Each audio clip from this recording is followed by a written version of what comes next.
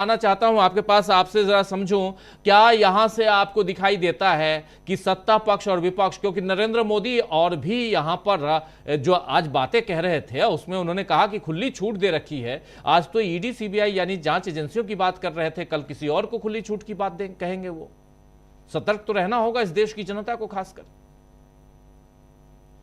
निश्चित तौर पे राजीव जी, जनता को सतर्क रहना होगा। और ये बात उसी दिन समझ में आ गई थी जिस दिन नरेंद्र मोदी ने संविधान को माथे से लगाया था कि देश को काफी ज्यादा सतर्क रहना होगा। मैंने जैसे पहले भी कहा है राजीव जी कि संविधान के ऊपर खतरा तब तक है जब तक कि भारतीय जनता पार्टी है।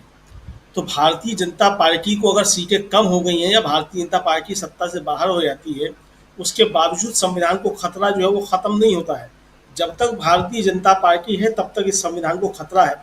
तो देश की जनता को ये तय करना पड़ेगा कि भारतीय जनता पार्टी को इस स्थिति में रहने ही ना दे कि वो सरकार में कभी आ पाए। तो अभी ये देश की जनता को तय करना है राजीव जी। हालांकि अब जो परिस्थितियां बन रही हैं उसमें क्या होता है ये देखना होगा। अभी भी अगर ईमानदारी से बात की जाए तो 240 भारतीय जनता पार्टी की सीटें नहीं है। ये खुद नरेंद्र मोदी जी भी जानते होंगे, दिल पे हाथ रख करके रात को सोचते होंगे कि ये 240 सीटें दिखाई पड़ रही हैं वो कितनी असली हैं और कितनी नकली हैं, ये वो जानते हैं अच्छे तरीके से। लेकिन आज जिस तरीके से प्रधानमंत्री ने बातें की हैं राजीव जी, वो वास्तव में देश को काफ़ी चौंकाने वाली हैं, सतर्क करने वाली हैं।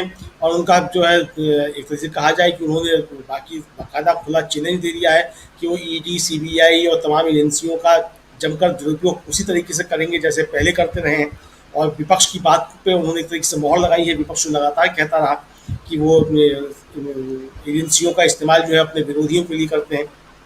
लेकिन सवाल उठे राजीव जी, कल्याण बनर्जी ने जैसे लोकसभा में कहा था कि भाई जो आप भ्रष्टाचार की बात करते हैं, फिर जब अजीत पवार और चंद्रबाबू नायडू का नाम लिया तो उस पर आसंदी की तरफ से टोका गया। उनका ठीक है साहब, इनका नाम नहीं लेते तो टीडीपी और एनसीपी कह देते हैं, अब तो चलेगा। ये कहा उन्होंने फिर कि टीडीपी और एनसीपी कह देते हैं तो अब तो चलेगा। तो इस पर मतलब खामोशी छा गई थी आसंदी की तरफ से। तो ये सवाल तो उठते रहेंगे और उठ रहे हैं कि आप किस भ्रष्टाचार की बात कर रहे हैं। भ्रष्टाचार के आरोप तो नरेंद्र मोदी के ऊपर भी है राजीव जी। भ्रष्टाचार के आरोप भारतीय जनता पार्टी के तमाम लोगों के ऊपर है। नीट का जो मसला है जिसपे प्रधानमंत्री नरेंद्र मोदी सदन में चर्चा से भाग खड़े हुए हैं, राहुल गांधी की इस बात को भी स्वीकार नहीं किया कि मिलकर के इस पर बातचीत कर ली जाए। तो उस पर बातचीत क्यों नहीं, चूंकि हजारों करोड़ का घोटाला नीट के मामले में हुआ है। तो उसके बाद चर्चा नहीं होने पाए तो नरेंद्र मोदी भाग खड़े हुए। अगर वास्तव में नरेंद्र मोदी ने एजेंसियों को खुली छूट दी हुई है कि वो भ्रष्टाचारियों के खिलाफ बात करें, तो फिर नीट के मामले में ये एजेंसियां क्या काम कर रही हैं, इन्होंने काम क्यों नहीं किया, क्यों भ्रष्टाचार हो गया। ये जो पुल गिर रहे हैं लगातार राजीव जी, ये नरेंद्र मोदी का ड्रोन जो जाकर के सब जगह देख लेता है कि कहाँ भ्रष्टाचार हो रहा है कहाँ नहीं हो रहा है, उस ड्रोन ने वहां क्यों नहीं जाकर के देखा ये पुल जो गिर रहे हैं लगातार, या एयरपोर्ट की छतें गिर रही हैं तो वहां जाकर के क्यों नहीं देखा। अब खबर ये आ रही है कि 25 और एयरपोर्ट तैयार हो गए जो अडानी को बेचे जाएंगे। तो देश बेचने का पुनीत कर्तव्य नरेंद्र मोदी करते रहेंगे और विपक्ष को एजेंसियों के जरिए वो डराने का काम भी करते रहेंगे। ये राजीव जी एक तरीके से स्पष्ट हो गया है। अब लेकिन विपक्ष उन एजेंसियों से डरने वाला नहीं है, ये भी तय हो गया है राजीव जी। चूंकि विपक्ष समझ गया है कि आपके पास क्या हथियार है और आप किससे करना चाहते हैं। सवाल इस देश के संविधान की रक्षा का है, आम नागरिकों के लोकतांत्रिक अधिकारों की रक्षा का है। और उसके लिए विपक्ष जो है मजबूती के साथ खड़ा हुआ है। सदन के अंदर बहुत मजबूत है। सदन के अंदर नरेंद्र मोदी की अभी इतनी हिम्मत नहीं है कि नरेंद्र मोदी आकर के वहाँ विपक्ष का सामना करें। या तो ओम बिरला साहब जो है विपक्ष को बिल्कुल मौका ही ना, मतलब धनखड़ साहब जो है विपक्ष को बिल्कुल मौका ही ना दें, एलओपी को बोलने ही ना दें, पूरा सदन विपक्ष से वॉकआउट कर जाए, नरेंद्र मोदी तब बोल सकते हैं।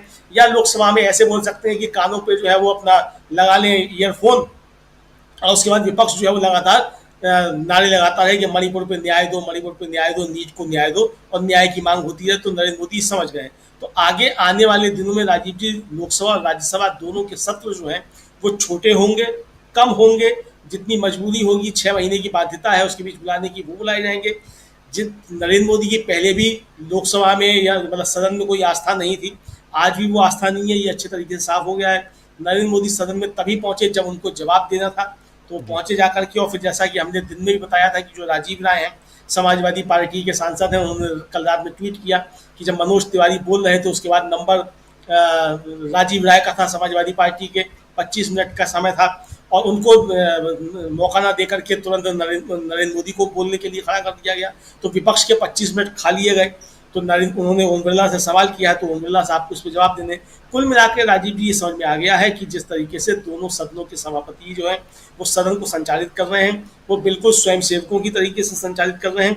विपक्ष मजबूत है, ये भी समझ में आ गया है। तो अब देखना ये कि आगे आने वाले समय में किस तरीके से टकराव और बढ़ते रहेंगे। बिल्कुल बिल्कुल बिल्कुल।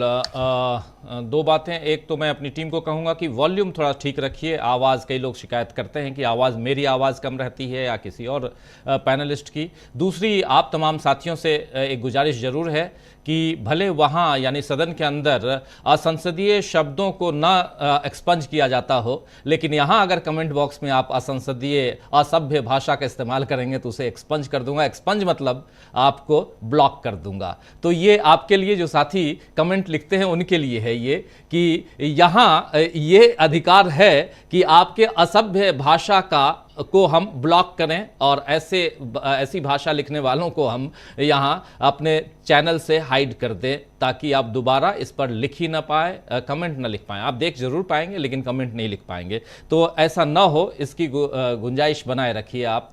चर्चा आगे बढ़ाते हैं और जल्दी जल्दी आते हैं। शकील अख्तर जी, आपके पास आना चाहता हूं। शकील जी, सदन की कार्यवाही खत्म हो गई है, फिर से बजट सत्र शुरू होगा, लेकिन वहां पर और बहुत शोरगुल और मजबूत विपक्ष। हंगामा वर्ड मैं यूज करना नहीं चाहता हूं, हंगामा है भी नहीं, और विपक्ष जब अपनी बात रखता है तो उसको हंगामा शब्द उसका दे दिया जाता है। ये सही नहीं है, मीडिया वालों को भी इससे बचना चाहिए। लेकिन एक मजबूत विपक्ष है और इस विपक्ष के आगे, और अभी सदन से बाहर जो सड़क की बात कर रहे थे नवेंदु जी, सड़क पे क्या कुछ आपको दिखाई दे रहा है? सुनने में आ रहा है अभी तो 29 तारीख को मीटिंग हुई यहां नीतीश कुमार की, अपनी कार्यकारिणी की, अब आ रहे हैं चंद्रबाबू नायडू, और अगर कुछ नहीं मिला, ये दोनों झुंझुना झुलाते हुए चले गए वापस, तो फिर क्या होगा? एक खबर उधर झारखंड से भी है कि चंपाई सोरेन ने इस्तीफा दे दिया है और फिर से अब हेमंत सोरेन उस कुर्सी पर बैठने जा रहे हैं। हेमंत सोरेन फिर से मुख्यमंत्री बनने जा रहे हैं और बहुत शानदार ढंग से चंपाई सोरेन ने हेमंत सोरेन की अनुपस्थिति में राज्य का और मुख्यमंत्री का काम उन्होंने संभाला है। तो वो एक खबर वहां। नमस्कार। संसद में अपने भाषण में मैंने कहा, सत्य की रक्षा हर धर्म का फाउंडेशन है। जवाब में राजनाथ सिंह जी ने शिवजी की फोटो के सामने पूरे हिंदुस्तान को, देश की सेना को और अग्निवीरों को कॉम्पनसेशन के बारे में झूठ बोला। मैंने अपने भाषण में कहा था, मेरी बात मत सुनिए, उनकी बात भी मत सुनिए, अग्निवीर के परिवारों की बात सुनिए। कोई सहूलत नहीं मिल रही, ना सेंट्रल गवर्नमेंट, पंजाब सरकार ने दी हमें, चलो जो भी है मनता हक, तो सेंट्रल गवर्नमेंट ने कुछ नहीं दिया हमें। बोलते आएंगे पैसे, इलेक्शन आ रहा है, वो आ रहा है, ना जाने कब आएगा। शहीद अजय सिंह जी के पिता ने मेरे और रक्षा मंत्री के भाषण सुनने के बाद ये बयान दिया है। जो राजनाथ ने कल बयान दिता कि 1 करोड़ रुपए का शहीद परिवार को भेज चुके हैं, सानू कोई मैसेज नहीं, ना कोई पैसा आया हाल तक। राहुल गांधी बहुत आवाज उठा रहा, सदन दे बैठ हंगामा कर रहा भी शहीदां दे परिवारां नूं इन्हां दी बनदी जो सहूलतां मिलनी चाहिए, अग्निवीर योजना बंद होनी चाहिए, रेगुलर भर्ती होनी चाहिए। रक्षा मंत्री जी ने संसद में शहीद अजय सिंह जी के परिवार से, अग्निवीरों से, सेना से और देश के युवाओं से झूठ बोला है। रक्षा मंत्री जी, आप इन सब से माफी मांगिए। डरो मत, डराओ मत, सत्यमेव जयते।